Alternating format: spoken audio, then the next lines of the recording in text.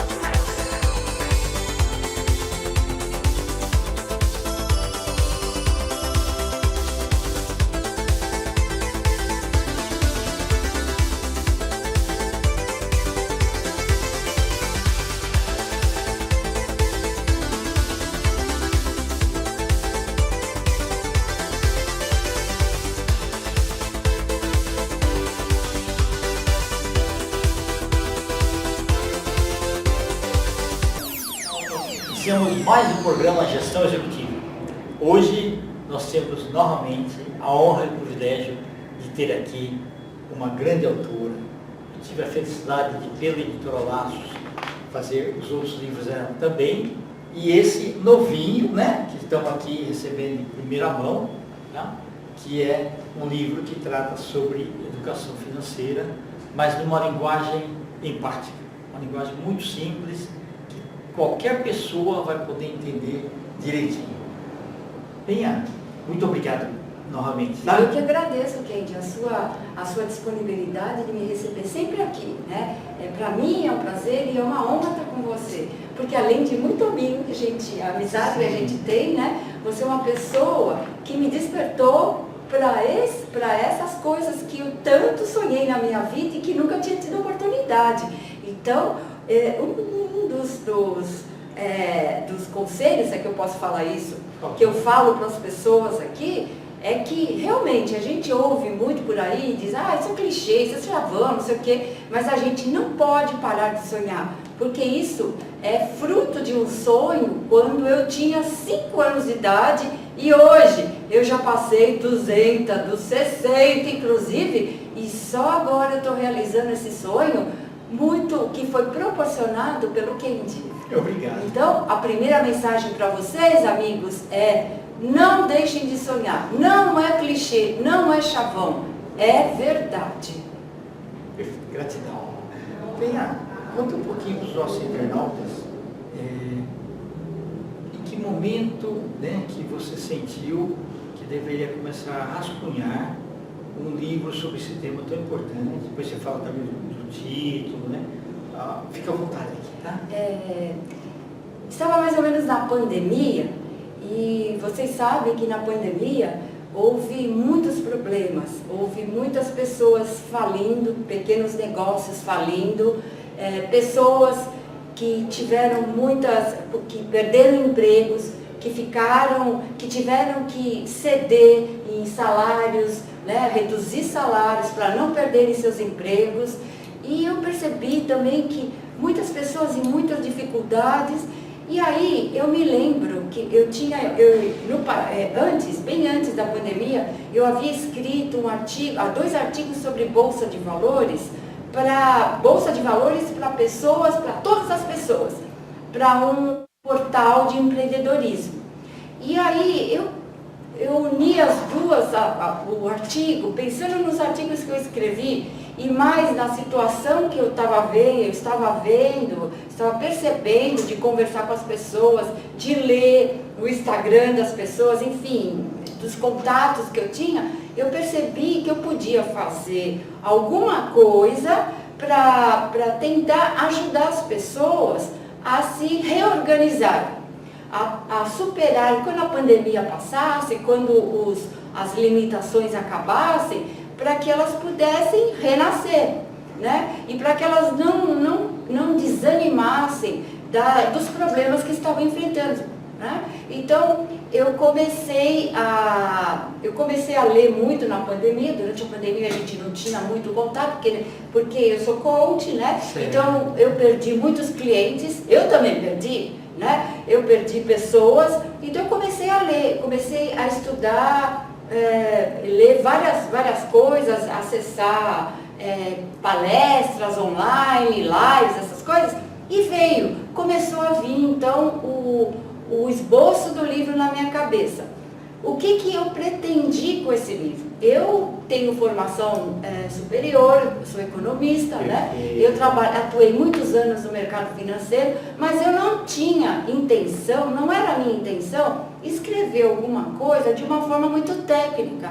Porque se eu faço isso, as pessoas que eu estava vendo que estavam em dificuldades, elas não iam entender. Então, e outra, a leitura fica, para quem não tem um entendimento muito grande do mercado, a leitura fica aborrecida. Você começa a ler, não entende. Muito técnica. Muito né? técnica, você começa a ler, não entende nada, você fala, não vou ler mais isso. Então, o que eu imaginei?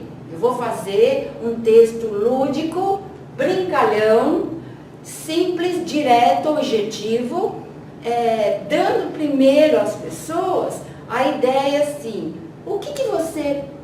como você encara o dinheiro?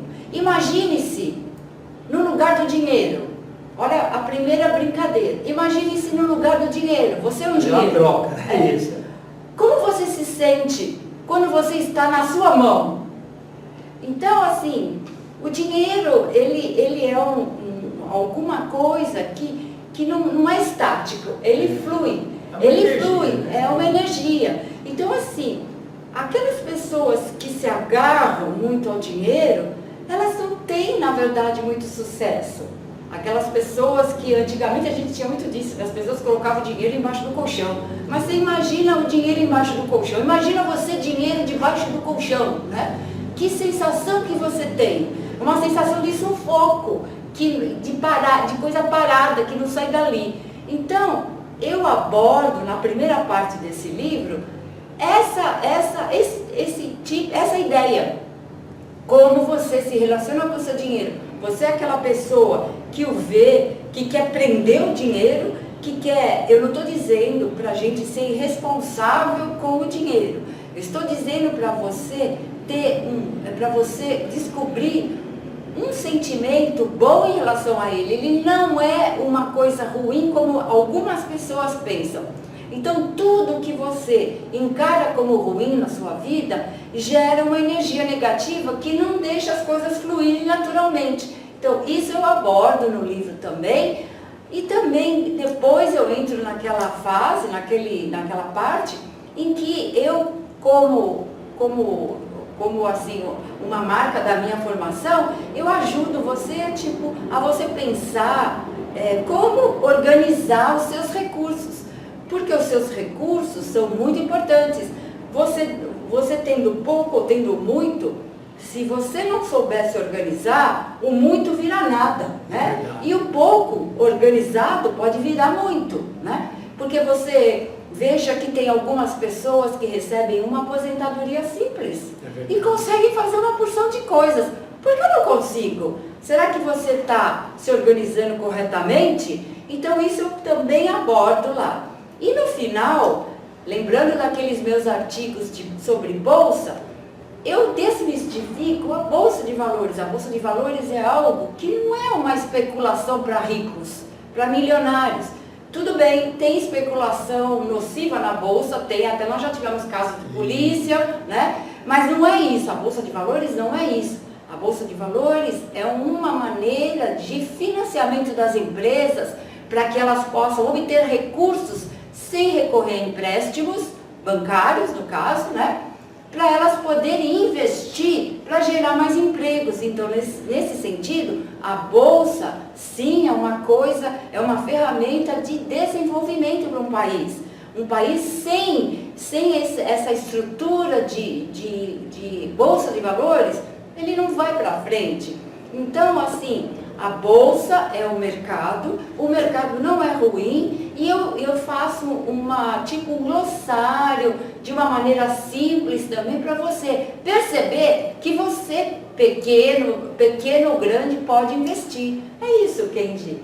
Esse bacana. livro é um livro muito direto e muito simples, facílimo de qualquer pessoa entender. Porque em nenhum livro meu, eu escrevo de forma acadêmica. Eu escrevo de forma que todas as pessoas possam ser incluídas nos temas, sejam eles complexos ou simples. Perfeito. Quanto tempo você demorou para escrever? Não demorei muito tempo, não. Você é muito rápido. Eu acho que uns 4 meses. Você é muito rápido. Né? E eu juntei, depois eu elaborei e depois eu pensei na capa como um coração, né? Sim. Porque você tem que ter, como disse aqui durante a nossa conversa, não é para você, a nossa relação com o dinheiro, o coração, não é para você se agarrar ao dinheiro, é para você para você saber lidar com ele, porque o dinheiro não é ruim. O que é ruim no dinheiro é a forma como a gente o encara e a forma como a gente o utiliza. Isso é o ruim. Ele em si não é. Exatamente. Né? Então eu abordo também a questão de que, vamos supor que você está passando na rua, está andando na rua no seu dia a dia. Aí você vê no chão uma nota verdadeira, né? Uma nota de, sei lá, 10 reais. O que você faz com aquela nota? O dinheiro, na verdade, eu abordo uma coisa que eu não sei se as pessoas, mas eu acho, da maneira como eu coloquei, eu tenho certeza que vocês entendem. O dinheiro não tem um valor intrínseco, ele só tem valor quando ele é utilizado. Sim, se ele ficar parado na sua mão, ele não vale nada. Você não pode comer uma nota de 10 reais, você não pode admirar uma nota de 10 reais, diferentemente se você achar uma flor bonita, olha que flor bonita, ela em si já tem o valor da beleza natural. Exato. Mas o dinheiro, não. Então eu coloco isso. Gente, dinheiro ele não tem um valor nele, ele só tem valor quando a gente o utiliza de forma correta. Perfeito. Então, no geral, é isso, Kendi, que eu pretendo passar para as pessoas. E aqui, está dentro aqui aquele conceito, não gasta mais do que você ganha. Exatamente. Isso é na minha parte de economista. O básico de qualquer lugar, de qualquer economia, de qualquer casa, de qualquer lar. Gente, o que você tem é aquilo que você pode gastar. Então você não pode ultrapassar os seus recursos. É por isso que muita gente fala, poxa, tem mais mês no meu salário, né? Não, você não pode deixar que tenha mais mês no seu salário. Você tem que fazer com que seu salário seja maior que seu mês, ou igual. Então, essa é a regra básica do sucesso com o seu recurso. Pouco ou muito. Não gastar mais do que você ganha.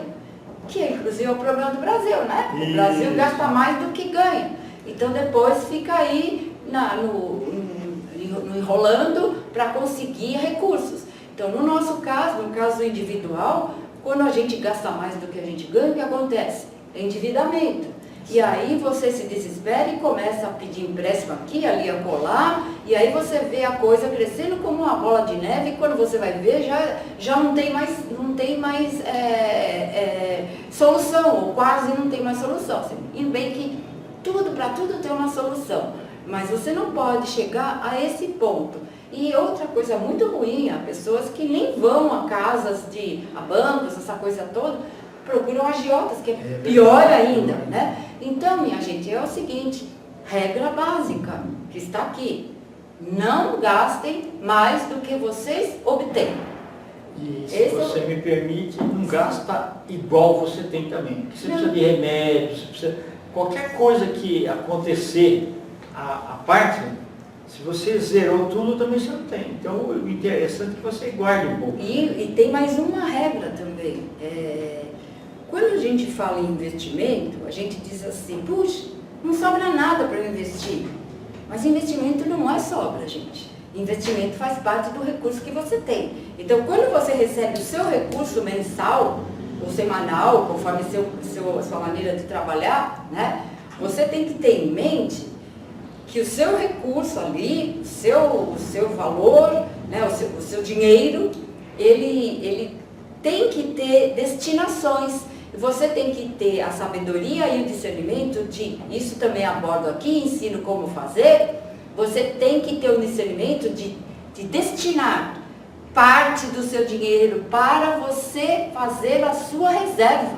Porque, como disse o Kendi, podem acontecer coisas na sua vida que você não espera.